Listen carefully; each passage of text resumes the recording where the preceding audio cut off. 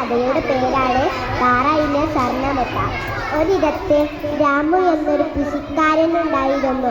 ആ കൃഷിക്കാരൻ പാവപ്പെട്ട കൃഷിക്കാരനായിരുന്നു. ഒരിടത്ത് രാമു ചിന്തിച്ചു, താറായിനെ വാങ്ങിയാലോ, അതിൻ്റെ മുട്ടകൾ വിറ്റ് പൈസ ഉണ്ടാക്കാം. അപ്പോൾ രാമു കഷ്ടപ്പെട്ടൊരു താറാവിനെ വാങ്ങി.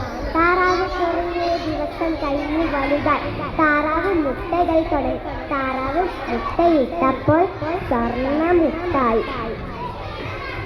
അപ്പോൾ രാമു അത്ഭുതപ്പെട്ടു. രാമുക്ക് സന്തോഷം. രാമു അതൊക്കെ വിറ്റ് പണക്കാരനായി.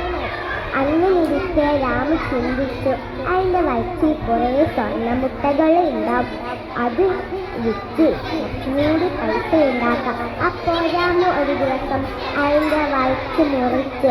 അപ്പോൾ ആ വയറ്റിലൊന്നുമില്ല. രാമുക്ക് സങ്കടം. രാമു തല അടിച്ചു കഴിഞ്ഞു. അപ്പോൾ കുട്ടികൾ ഇതിൽ നമുക്ക് എന്താ മനസ്സിലായത്? അത്യാദരം ആപത്ത്.